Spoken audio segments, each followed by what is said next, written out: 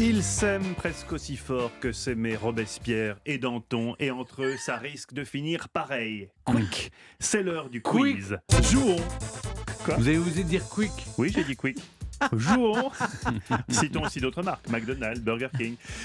Jouons ensemble à Bern to be Alive, le quiz de culture générale historique qui oppose chaque après-midi Stéphane Bern à Clémentine Portier-Kaltenbach. La première question est pour vous, Stéphane. En 1928, Sir Alexander Fleming découvre de façon accidentelle, on l'a raconté ici, la pénicilline.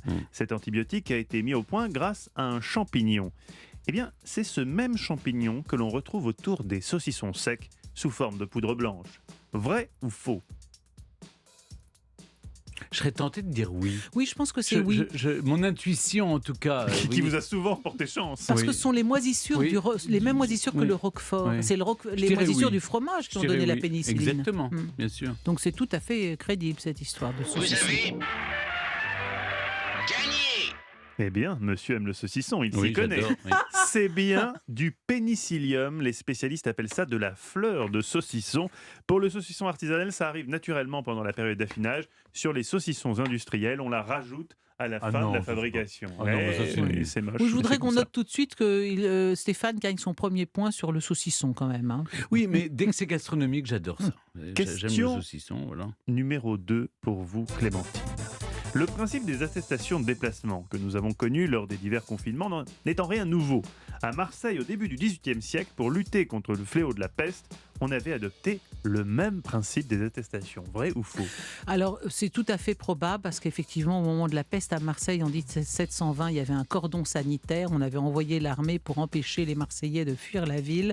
Donc, qu'on ait eu l'idée de créer une attestation, ça me paraît tout à fait crédible. Et de même que par la suite, Victor Hugo le raconte dans Les Misérables, Jean Valjean circule avec une sorte de carnet. Il y avait aussi le livret ouvrier qui était comme une sorte de passeport avant l'heure. Donc, je dirais oui, ça me paraît probable. Si après tout ce raisonnement, vous n'avez pas la bonne réponse, ça serait quand même assez ridicule. Oui.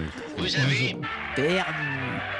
gagné. Vous avez évidemment gagné, Clémentine. Jérémy Ferrer-Barthomeu, docteur en histoire, a récemment publié sur les réseaux sociaux une attestation datée du 4 novembre 1720. Elle autorise un consul de 28 ans à circuler à Blozac, dans le Gard. Les habitants de la Provence vont devoir utiliser une attestation de déplacement dans toute la région. Et c'est à la fois logique parce que l'épidémie de peste marseillaise a pris fin précisément en novembre 1720. Donc c'est le moment auquel il fallait un peu montrer patte blanche pour quitter les environs de Marseille, où il y avait eu quand même, me semble-t-il, 50 000 morts, quelque chose comme ça. Pour la seule ville de Marseille. Elle cherche le point bonus, elle ne l'obtiendra pas Je cherche aussi à mater facilement. le saucisson. Le saucisson, justement, est face à vous, Clémentine. Il va devoir répondre à une question très courte, mais très difficile. Stéphane, l'homme de Néandertal enterrait ses morts. Vrai ou faux ? L'homme de Néandertal, souvenez-vous de la frise. Ouais. Hein ? Alors, Néandertal, Cro-Magnon, Sapiens... Erectus. Oui, oh bah voilà. Non, mais c'est parce que je vous parle. Erectus et saucisson. Non, mais voilà mon destin.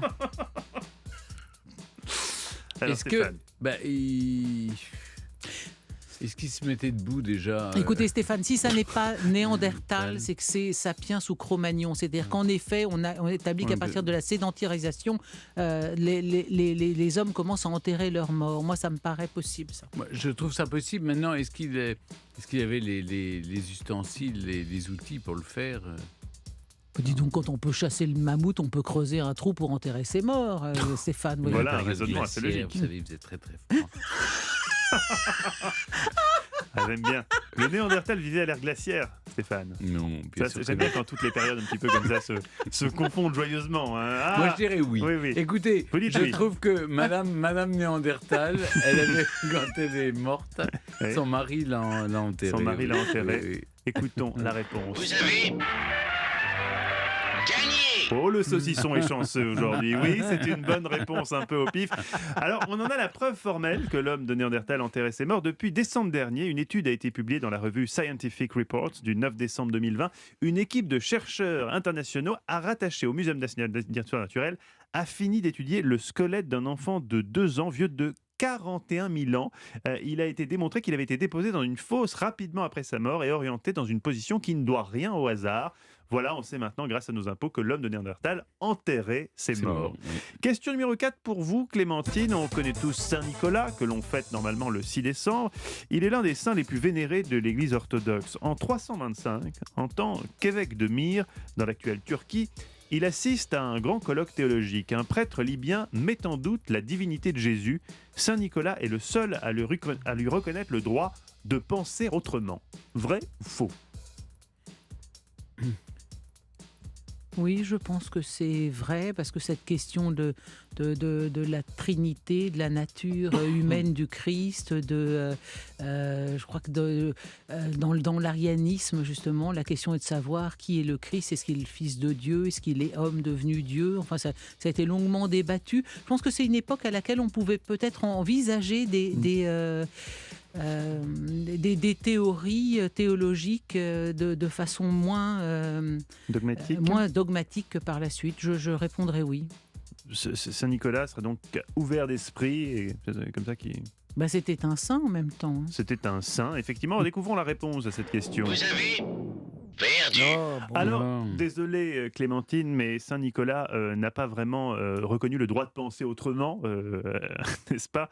Il a simplement mis un bourre-pif à la personne en question. Il ira en prison pour ça, mais le prêtre libyen, qui se posait beaucoup trop de questions, sera déclaré hérétique et Saint-Nicolas réhabilité. Tout est bien, qui finit bien, Stéphane. Exactement. Un Jésus bourre-pif. est bien d'origine divine. Un bourre-pif, je vous quelques rassure. siècles avant l'Inquisition et Torquemada, ils s'en sort sortaient bien, bien. oui. Ouais, ouais. Oui, enfin, j'aurais préféré avoir la question sur le saucisson. Une prochaine fois peut-être. Victoire de Stéphane Bern. Non, arrêtez. Oh non, Écoutez mais... la foule qui vous applaudit. Oui, c'est la foule de non, confinement. non, mais... Restons modestes.